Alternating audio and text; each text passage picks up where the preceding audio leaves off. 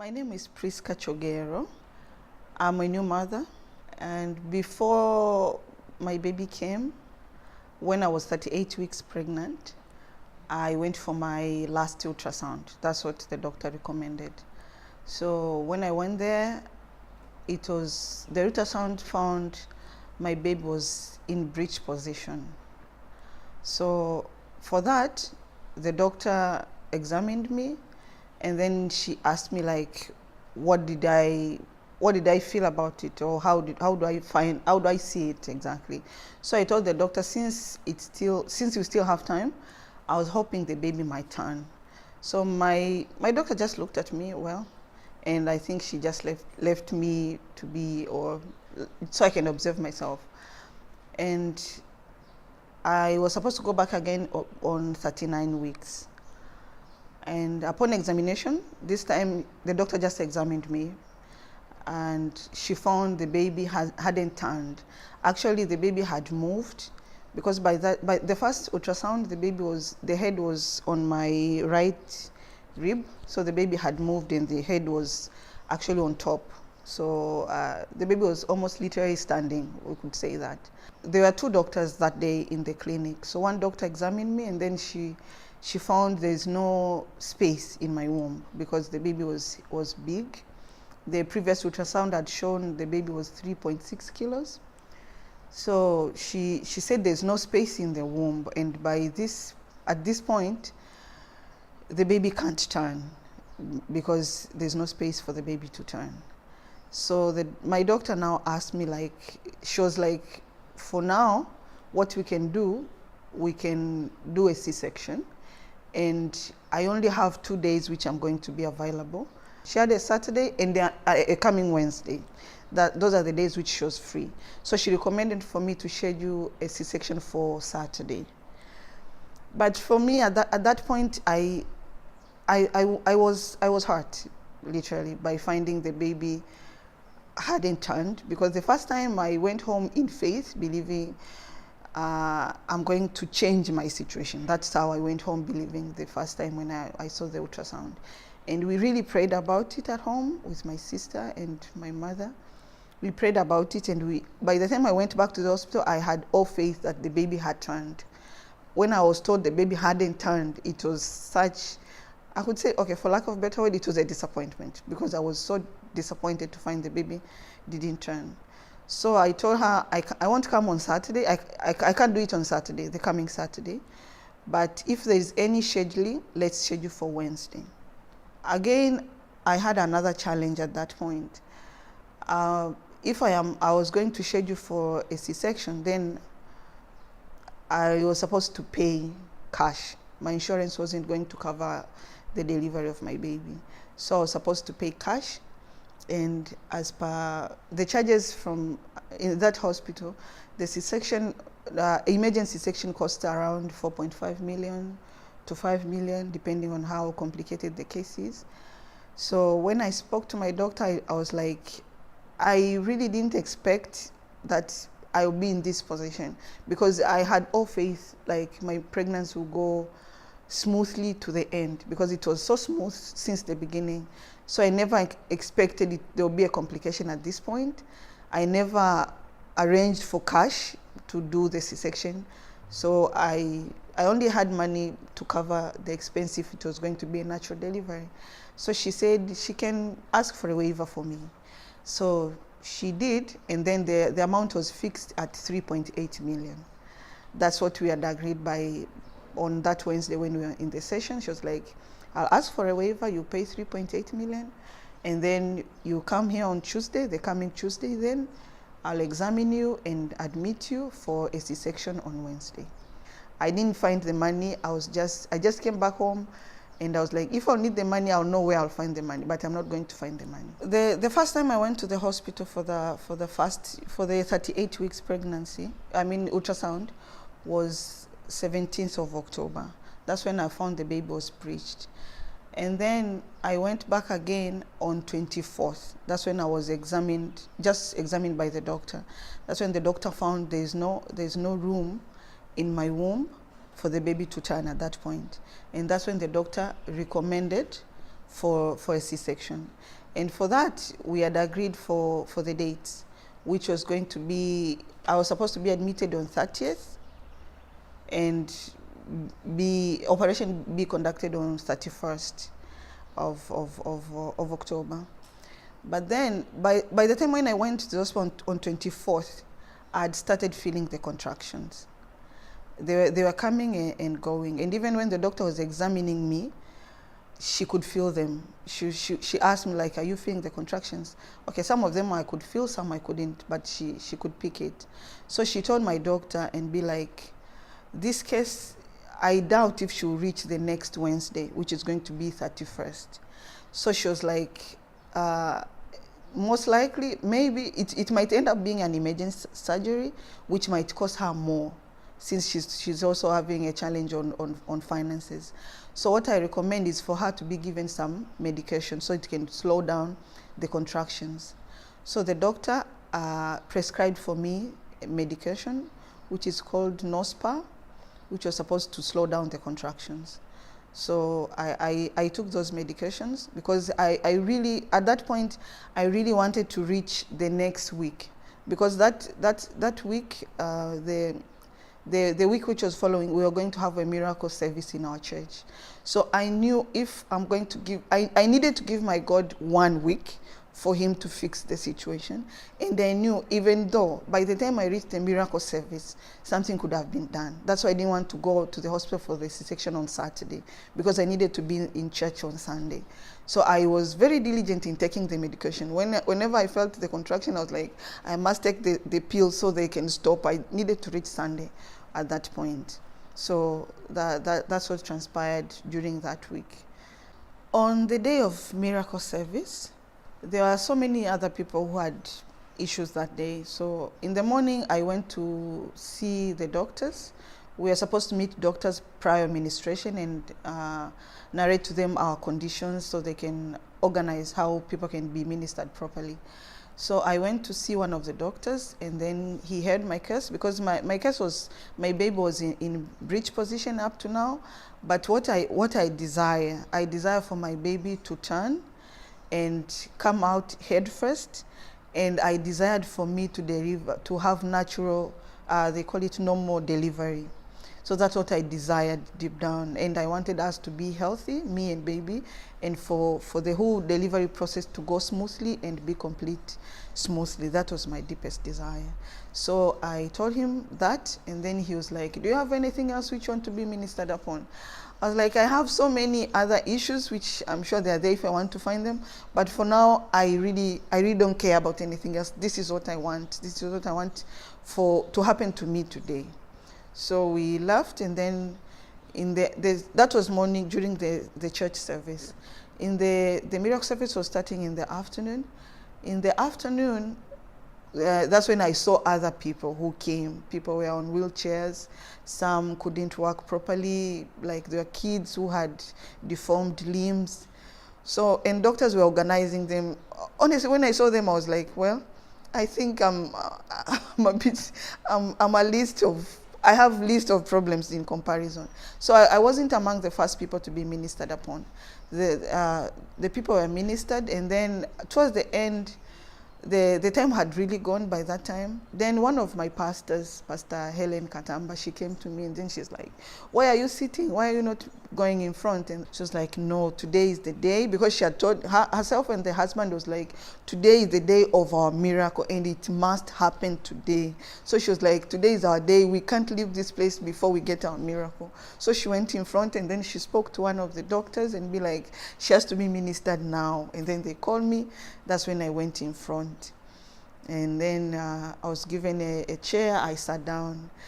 Actually, what Pastor Isaac did, he ministered to other people, and then he was coming back to me.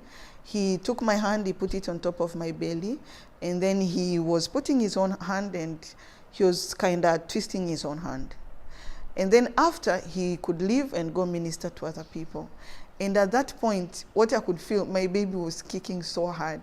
Because I told some friend prior, like, my baby is a calm one. Because what he used to do, he was just stretching. You could just stretch a minute. I couldn't find a time when I could see my tummy, like he's now kicking. No, He could just stretch and a little bit of a turn or hiccups. But that day he was kicking. He kicked for like a full minute, and then he could come down, and then again Baba will come back again and do the same thing, and then baby will start kicking again. So that's how the administration went. And by that time, okay, with that kicking, which was very violent, I knew something has happened in here, because it was not his normal behavior to kick that way. So yeah, that's how the miracle service ended. And me and my pastors, Pastor Helen and Mr. Katamba, we were joyful, because we really believed that something happened that day. When we came back home with my sister, all of us believed something happened that day. And what I did, I blocked my social media that week, because I was like, I need to stay positive and focused that my miracle happened until I go back to the hospital and confirm. And that was going to happen the following Tuesday, which was going to be 30th of October. Once I entered into my doctor's room, she pulled the admission form, because we had spoken this before. So there was no like, let's check the baby, the whatnot. So she put the admission form, and then I told her, like, can we first check, because let's first check if there's any changes. She was like, fine. So I laid on the bed, and then she examined me. So, and for her, she was like, if the baby had turned, this is going to be good news. And she was excited for me, actually, by that time. So we went for ultrasound, and it was a bit late, so we waited. And then I went in. When I laid down on that bed for examination, the first question I asked the lady, I was like, all I want to know is, did the baby turn? And then the lady was like, yeah, the head is down. I was like, yeah, I was so excited. I was like, this, and like, that's what I wanted. That's all I wanted to know. So I came out of the examination room. I went out, like, I was so happy. I told my sister and my mother, they were all excited. And then that's when I started calling. I called Mom Faye, and then I called Pastor Helen, and she also, like, she was overjoyful about the news. And I called Hope. I had so many people who were standing with me, actually, I could say, like, women in our church really stood up with me. Everybody was so encouraging me, like, this is going to be well. Even when I was falling short, I knew it was going to be well. Like, I could go back and believe it is going to be well. So I called all those people, and everybody was so excited. We were so excited.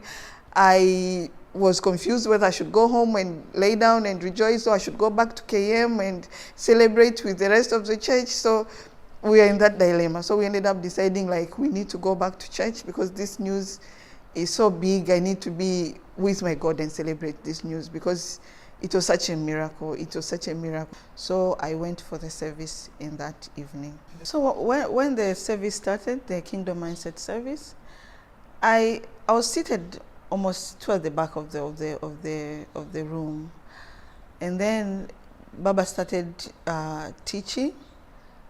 And then all of a sudden, I heard him starting to refer to my miracle, I could say.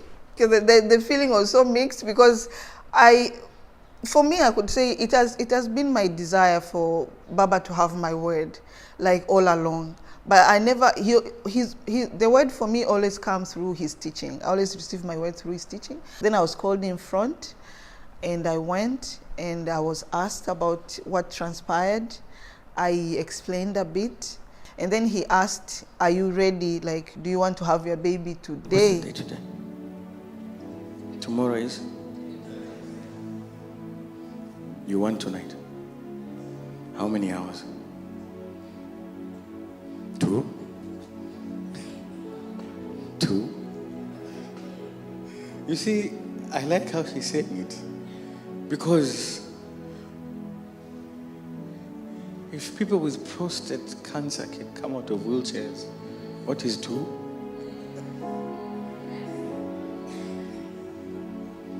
I was like, I'm very ready, because considering I'd even agreed for induction area, so I was like, I am very ready for the baby to be delivered today. So he said, like, you're going to have your baby tonight. And then what he also did, he put my hand on top of my belly, and then he put his, and then he said, baby, it's time, you should come. By that time, I started feeling some things. I was like, okay, I hope baby's not going to come in church, because it was going to be very complicated. But I really started feeling the contractions. So I knew, from that moment, I knew, like, this was going to happen tonight. So from there, after service at KM, I went back to my car. But when I entered my car, I felt it. I was like, okay, the word is now becoming flesh, so I should get ready and move to the hospital. So from there, I called my sister, and then we waited a bit, and then we started the journey to the hospital the same night. We reached the hospital around 1:45 a.m. and then I was admitted. So the doctor examined me, and then she was like, yeah, you are in active labor actually, and as of now you are 4 centimeters. So I stayed there until 3. It was 3 it was 3. That's when I was moved into my room. It was around 5:30. That's when I was moved into labor room. So once I was moved into a labor room, then my midwife noticed my contractions were very brief. So she was worried. She was worried, like, since they're brief, I might not be able to push out the baby. So she was like, I'll observe you, and then later we might give you something to increase the pain. Or if that is not going to work, then we might consider C-section. When she said that word, I was like, no way, we can't go back to that. We have passed that. Where we are not going back to C-section. So from there on, I had to really recall on my father's word, because he had said the baby is going to come today, it's time. So I was like, well, no matter how short the contractions are, those are the contractions which are going to bring out the baby, because it has been said already, it has been declared already, so this is a done deal. There's no going back to C-section or anything. So I stayed like that, from my point of view, the time didn't increase. Probably it did, but from my point, it didn't increase, because they were short, like 45 seconds, and then they break. So they became more frequent, but they were still short. But they are the ones which I ended up using until I delivered the baby. So the baby was delivered at 8:30 a.m. And yeah, that's when I could say my miracle was complete, because what I desired for that day was for the baby to turn into head first position, and for delivery to be normal delivery. Well, that's when it was all complete. Yeah, so yeah, after a long wait, it was 40 weeks by the time when I was ministered upon. Actually, I was 40 weeks and 2 days. And by that time, I was like, I just need to meet this person, because the feeling which I had before, I really wanted the baby to come healthy, and I was so excited actually before. And then when the blocks started rising, I was getting disappointed, because I really wanted to meet my baby healthy, and me being healthy, so I can be there for him, because I was so scared of me having a wound to nurse, and I'm supposed to take care of my baby. People usually have other complications. So now he's here, and actually it was even a surprise that he's a boy. Baba ministered, and then he said he's going to be your protector. That's when I was like, okay. This one is going to be your protector.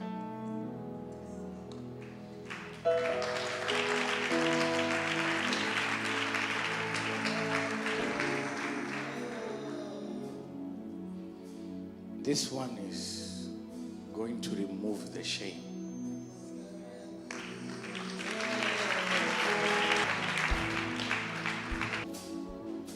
You want to hear the word and then go to the hospital? Yes, Baba. Okay. So he's a boy. Oh, he said you are carrying your protector. So I knew a woman can't protect me from my understanding. So I knew it was a boy from his ministration, and then he really spoke a lot of words about him. I'm seeing this one being very strong. How he's going to bring me laughters, how he's going to do anything which he sets his mind to do. So now, you're smiling. Okay. So this little person, we have called him so many names for so many reasons, but yeah. So his name is Emmanuel Amani Victor. Those are his names. Yeah, you like it. Yes. Those are his names. So, church, meet Emmanuel Amani Victor.